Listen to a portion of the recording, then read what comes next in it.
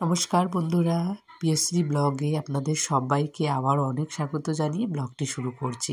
আশা রাখছি আজকের ব্লগটা আপনাদের খুব ভালো লাগবে। আর যদি ভালো লেগে থাকে তাহলে সবাই একটা করে লাইক করবেন, কমেন্ট করবেন। কী বলেন তো, আপনাদের একটা কমেন্ট পড়তেও যেমন ভালো লাগে, তেমন কমেন্ট করলেও ওই ভিডিও করার এনার্জিটা আরও বেশি বেড়ে যায়। তাই একটা করে সবাই ছোট্ট ছোট্ট কমেন্ট করে যাবেন, তাহলে খুব ভালো লাগবে। আর যদি আপনারা একটা ছোট্ট ছোট্ট কমেন্ট করেন তাহলে আপনাদের মুখগুলোও চেনা হয় আর খুব ভালোও লাগে যে কারা কারা আমার ভিডিওগুলো দেখে। তা আমারও তো জানতে ইচ্ছে করে অনেক সময় যে কারা আমার ভিডিও দেখে। আজ পর্যন্ত যারা আমার চ্যানেলটিকে সাবস্ক্রাইব করেছে তাদেরকে অসংখ্য ধন্যবাদ। আর নতুন বন্ধুরা সবাই পাশে থেকেও, আর সবাই একটু আমার চ্যানেলটিকে প্লিজ প্লিজ সবাই একটু সাবস্ক্রাইব করে দিও। তাহলে কি বলতো, তোমরা ভালোবাসলে তবেই না আমি এগিয়ে যেতে পারবো। এটা আমার বাবার বাড়ির ব্লগ, তো সেটা আমার এডিট করা হয়নি। আর একটু শরীরটা খারাপ বলে না ভিডিওগুলো গুছিয়ে করতে পারছি না। তো বাবার বাড়ি থেকে ব্লগটা শুরু করেছিলাম, যদিও এখন আমি শ্বশুরবাড়িতে এসে গেছি, এসে আমি এডিট করছি, ভয়েস দিচ্ছি। তো এখন আমার প্রচণ্ড শরীর খারাপ, তার মাঝখানেও মনে হলো একটা দিন যেহেতু আমি গ্যাপ নিয়েছি, আর মনে হয় না যে ছুটি করাটা দরকার। তাই ভাবলাম যে চলো, একটু কষ্ট হলো তোমাদের সঙ্গে একটু ভিডিওটা শেয়ার করে দিই। যদি না পারি তো পরের দিনে ব্লগ দেবো না, তাও ভালো, কিন্তু এই ব্লগটা অনেক দিনের হয়ে যাবে। বাবার বাড়িতে প্রত্যেক দিনই আমার সকালটা শুরু হয় ওই প্রায় 10টার সময়। তো সকালবেলায় মা দেখছি রান্না বসিয়ে দিয়েছে, মায়ের রান্না প্রায় কমপ্লিট হয়ে গেছে। যেহেতু পনিরটা রান্না করবে, মা না খুব ভালো একটা পনির বানাতে পারে না, মানে পনিরের তরকারিটা করতে পারে না। তাই আমার আশায় রেখেছিল যে আমি কখন ঘুম থেকে উঠবো তারপর রান্না করব। তো এখানে আমি পনিরটা আলুটা ভালো করে কেটে নিলাম, কাটার পরে মশলাটাও আমি মিক্সিতে করে নিলাম। নর্মালি যেভাবে পনির আলুর তরকারি হয় তো সেভাবেই তরকারিটা বানিয়ে নিলাম। তারপরে সারাদিন মাম্মা আর আমি দুজনে একাই যাচ্ছি, তাই না মাম্মা? আজকে হ্যাঁ, আমরা আজকে একাই যাচ্ছি, মাম্মা আর আমি দুজনেই যাচ্ছি। জীবনে ফার্স্ট টাইম যে আজকে ট্রেন জার্নি করছি মাম্মা আর আমি। তো যাই হোক, একটা সময় তো এভাবে যাওয়া আসা করতেই হবে। তো আজকে একটু চেষ্টা করে নিলাম, আরও আসবে কাকুয়া।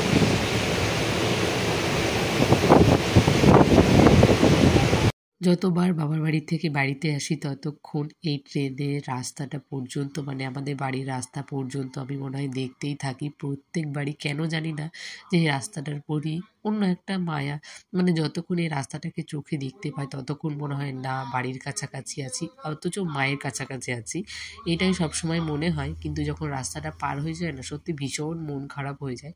প্রত্যেকবারই এই রাস্তাটা যখন পার করে আসি তখন নিজের মধ্যে কেমন একটা চাপা কষ্ট হয়ে যায় যে কিছু একটা আমি ছেড়ে চলে আসছি। বিয়েতে তো এটাই যে মেয়েদের শ্বশুর বাড়ি বাপের বাড়ি করতে করতে সারাটা জীবন কেটে যায়, নিজের বাড়ি বলে কোনো বাড়িই হয় না।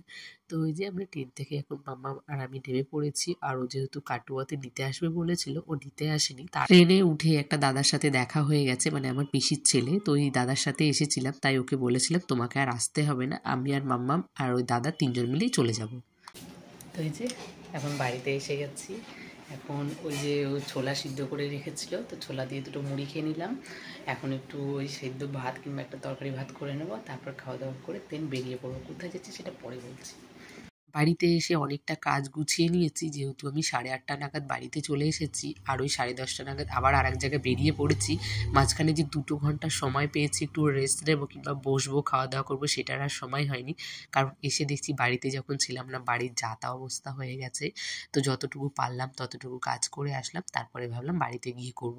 আর জানো আমার শরীরটা আজকে এত বেশি কেন খারাপ, কারণ কালকে রাতে আমি প্রায় ওই 12টা পর্যন্ত ঘর গোছানোর কাজ করেছি, আর যা কিছু ছিল সব ধুয়ে মুছে একেবারে পরিষ্কার করেছি। এই জন্য আমার আরও বেশি এখন শরীরটা খারাপ লাগছে। তো যাই হোক, আজকে ভেবেছি ডক্টর দেখাতে যাব, ডক্টর দেখিয়ে ওষুধ নিয়ে আসবো। আর এমনি ওষুধ খেয়েছি, কিন্তু কেন জানি না কমতেই চাইছে না। আজকে আমার মায়াপুর আসার কারণটা হচ্ছে, কারণ এখন হচ্ছে রথ, মানে রথটা এখনো উল্টো রথ হয়নি। তো জাস্ট 2-1 দিন পরেই উল্টো রথ হবে। তার উপলক্ষে না মায়াপুরে ওই 56 ভোগ বলে যেটা খাওয়া হয় 7 দিন ধরে, তো আমরা আজকের টিকিটটাই পেয়েছিলাম। তাই সবাই মিলে বেরিয়ে পড়েছি মায়াপুরের উদ্দেশ্যে। আর এই জায়গাটা আমার আসতে না ভীষণ ভালো লাগে, কারণ এই যে মায়াপুরের যে ইস্কনের যে চূড়াটা থাকে তার আকাশটা এতটা সুন্দর লাগে, এটা আমার সব থেকে বেশি দেখতে ভালো লাগে। আর এই যে এখানে যে প্যান্ডেলটা দেখছো সেটা হচ্ছে উল্টো রথের দিন এখানে ফ্রিতে খাওয়া দাওয়া হবে। প্রচুর ভিড় হয়, প্রচুর লাইন হয়। আমার সাথে সাথে তোমরাও আজকে দেখো মায়াপুরটা একটু ভ্রমণ করে নাও। বাড়িতে বসেও অনেক সময়তে ভ্রমণ করা যায় যদি আমি মন থেকে সেটা চাই।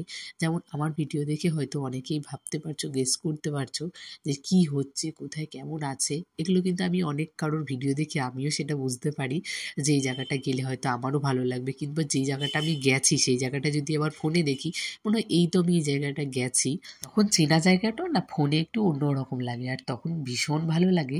আজকে আমরা এসেছি 56 ভোগ খেতে, তো এটা একটু অপোজিট সাইডে। তো আমরা ভেতরে গাড়ি নিয়ে এখন যেহেতু আমাদের ওই ইস্কনে যেহেতু থাকেও, তো সেই জন্য পারমিশনটা হয়ে যায়। তো গাড়ির আমরা ইস্কনের ভেতরে গাড়ি নিয়েই ঘোরাঘুরিটা করতে পারি, তাই এখন হয়তো চাপ হয় না, মাম্মামকে নিয়ে গেলেও কষ্টও হয় না। তো খাওয়া দাওয়া করতে এখানে আমরা বসে পড়েছি, আর এখানে ক্যামেরা না একেবারে অ্যালাউ ছিল না, যদিও আমি চুপ করে একটু করছিলাম কিন্তু করতে পারিনি ঠিকঠাক, যেহেতু প্রচুর লোক ছিল তো আর সিকিউরিটি গার্ড বেশি ছিল, তো সেই জন্য ভেতরে আর কোনো ভিডিও শ্যুট করতে পারিনি। আমাদের খাওয়া দাওয়া কমপ্লিট হয়ে গেছে, আরও 2টো মিষ্টি নিয়ে এসেছিল পরে খাবে বলে, তো সেটা আর খাওয়াই হয়নি, সে অফিসেই রয়ে গেছে আর আনাও হয়নি।